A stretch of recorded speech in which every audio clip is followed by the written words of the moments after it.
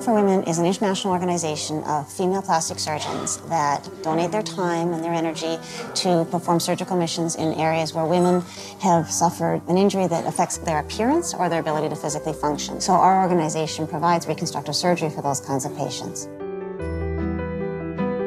These are women who really need the assistance of not just the government, not just the hospital, but the whole world to come in and help them. There was a need internationally to help support women who have a limited access to health care. And in some countries, for religious reasons, the women won't be treated by male surgeons, so they would be more comfortable if we would go as a female team. So one of the messages Women for Women wants to send to these countries that we visit is that every single woman matters, every child matters. I met Connie and Marita, the founders of our organization, at a national meeting. They had done the first trip, which was they had gone to Pakistan.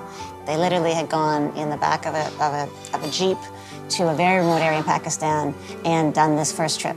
Connie is still the person who is packing the bags with our surgical supplies. They recognize that it really should be female surgeons. We are very grateful to them for starting this organization.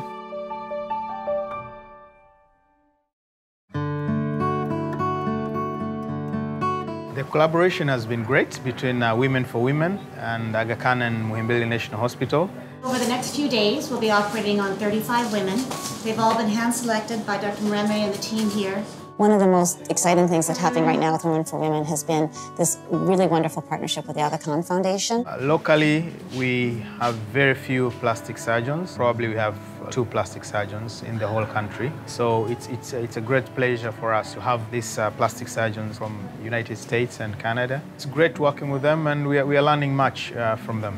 They have been just tremendously receptive to this collaboration, and I think it's also very much in line with their goals and values in terms of looking after women and children. And so what they do is they're able to reach out and help us identify the neediest of patients, but then bring them to the Aga Khan Hospital, which is really a state-of-the-art, fantastic surgical center. The care that we're able to provide in their hospitals is really superb. Technically, we're providing the kinds of skills that I would offer to someone if you were having surgery here in New York City. We have never witnessed this kind of surgeries before, and after these surgeries, these patients started coming for dressings, and when they were discharged, you see the difference.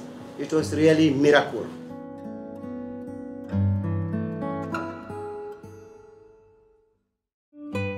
Burns happen for a number of reasons in different countries. Many are women who sustain domestic violence. These are women whose dignity and self-esteem has been stripped away from them, so that they've been left afflicted with scars and disabilities from the trauma that they experienced. Some of the injuries in India is actually is domestic violence, and so actually an assault and a woman being lit on fire. In Africa, where we work, it does tend to be a lot of also kitchen fires or just fires that happen in a home for a variety of reasons, often related to stoves and gas.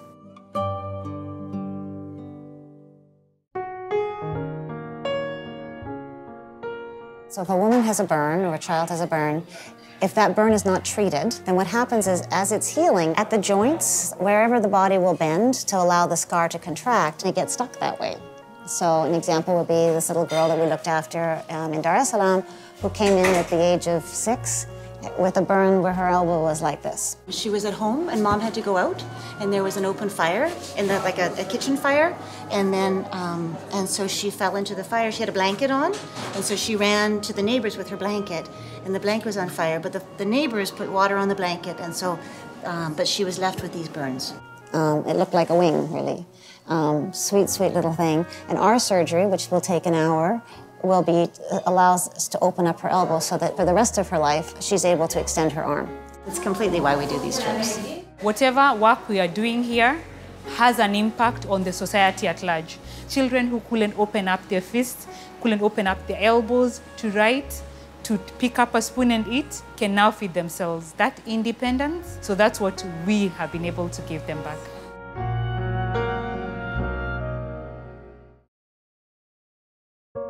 Every patient that we operate on has a story. But they'll come and they'll bring a photo, their wedding photo, and how beautiful they were on their wedding day. And it's because they want me to know them as them.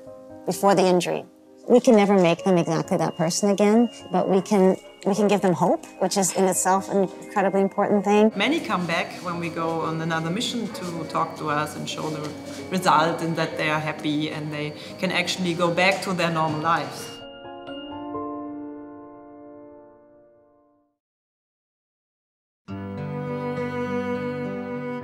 So I can think particularly of one young woman, Priska. She was burnt when she was 3 years old by her stepmother.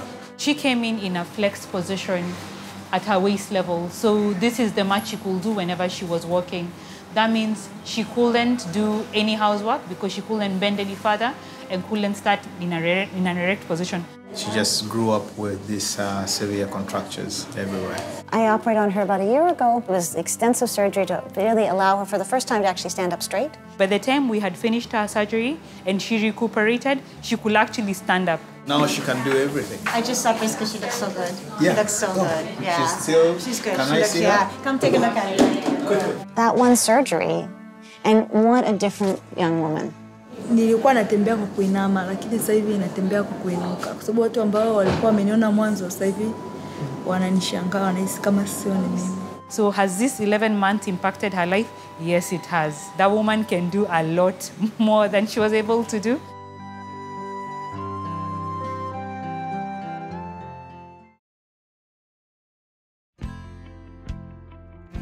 I'm planning to keep on doing missions forever until I don't operate anymore.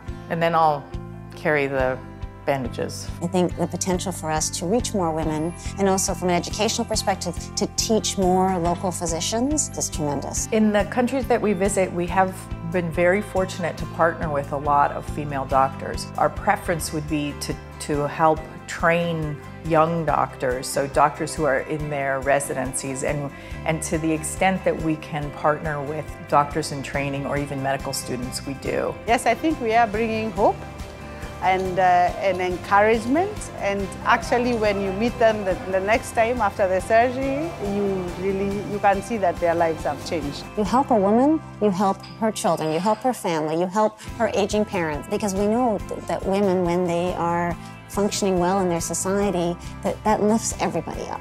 My vision for women is that we won't need it anymore, but if I'm more practical, I would hope that we could get lots of female surgeons all over the world to continue to be interested in doing this work and I guess spread the word and offer women and children hope. I think a lot of it is about giving women back their dignity, to give them some self-confidence again, to feel that they have a right to be there, that they're important, and that their injury didn't strip that away from them. That's a big part of what these surgical camps are about.